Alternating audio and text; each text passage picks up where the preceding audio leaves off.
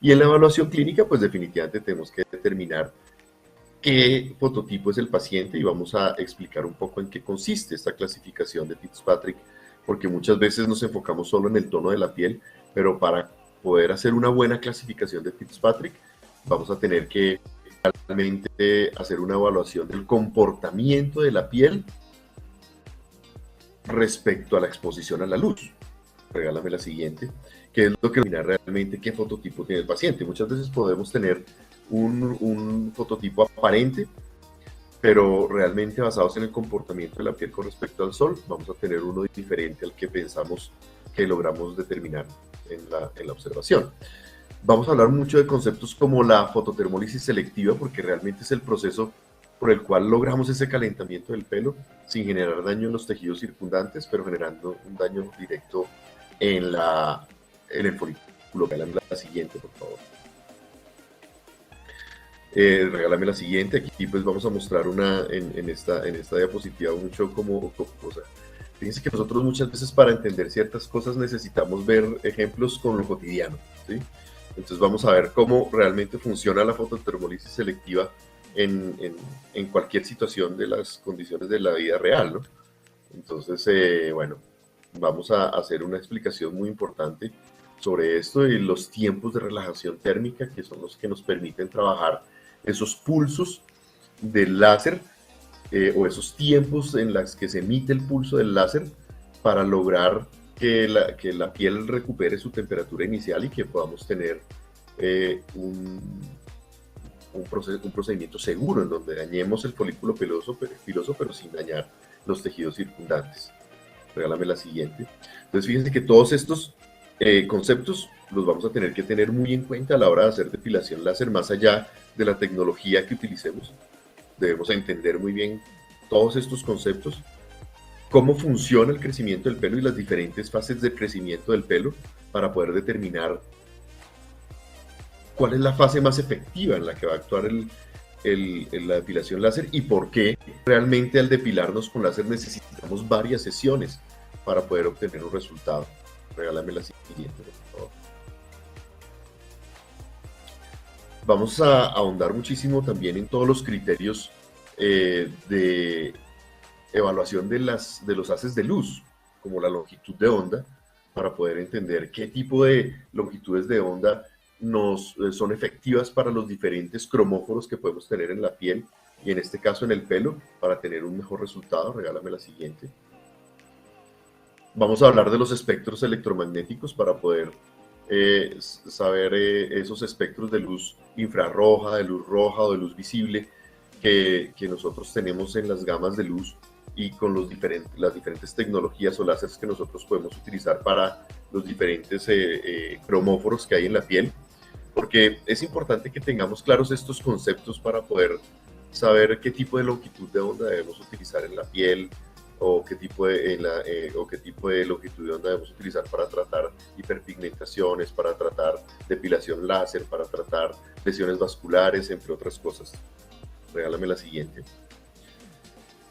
Y pues al entender también un poco las reacciones ópticas, las diferentes reacciones ópticas que tenemos en la piel, ya sea de refracción, de reflexión, de distribución de la luz, vamos a poder entender un poco mejor por qué tenemos estos efectos en la piel o en el folículo piloso directamente con respecto a los diferentes tipos de láser que podemos tener para tratar a nuestros pacientes en la consulta. Regálame la siguiente, por favor.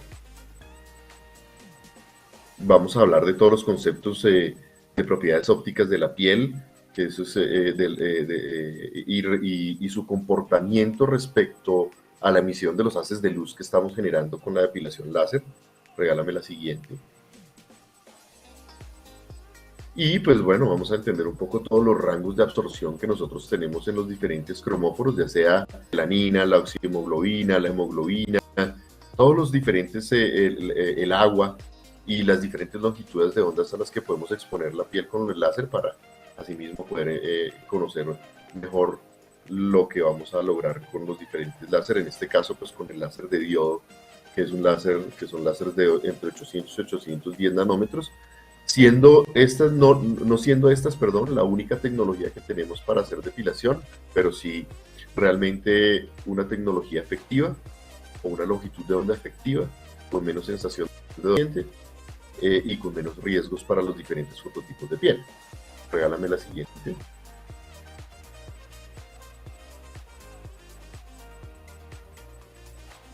Regálame la siguiente, perfecto. Vamos a hablar de cómo se comportan esas longitudes de onda y cómo penetran en el folículo piloso para lograr el daño que nosotros queremos lograr. Porque definitivamente lo que queremos es dañar el folículo piloso. Recordemos que el folículo piloso no tiene la capacidad de regenerarse, de autorregenerarse como otras células. Y esto pues nos genera una ventaja a la hora de hacer depilación láser porque nos permite tener unos efectos permanentes en la eliminación del pelo que pues es lo que realmente están buscando los pacientes que obtienen este tipo de depilación láser, ¿sí? Entonces, pues es importante que lo tengamos muy en cuenta para poder conocer mejor estos conceptos. O sea, vamos a hablar mucho en esta actualización de todas esas bases científicas que tenemos que tener para entender mejor la tecnología. A veces nos enfocamos en la información comercial que nos dan, pero no tenemos los conceptos básicos con respecto al funcionamiento del láser para poder entender mejor qué es lo que vamos a hacer en nuestro tratamiento. Regálame la siguiente, por favor. Vamos a ver cómo se produce la luz del láser, porque pues nosotros tenemos emisiones de luz todo el tiempo, diferentes ondas de luz que son nuestras ondas de luz visibles, las que podemos distinguir en el medio ambiente, pero necesitamos saber por qué estas luces son más específicas, y eso lo vamos a entender un poco conociendo esos mecanismos de producción del láser y cómo la condensación de la luz es la que nos permite lograr esos haces de luz. Regálame la siguiente, por favor. Vamos a verlo también de una forma gráfica para entenderlo mejor. Regálame la siguiente. Digamos, para ver esa luz visible que se genera con una linterna, cómo realmente se diferenciaría de la luz que nosotros podemos generar en el láser cuando generamos condensación de esos haces de luz.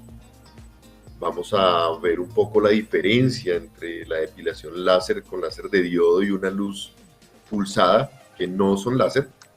Comercialmente muchas veces lo venden como depilación láser, pero la depilación con luces pulsadas no son depilaciones con láser.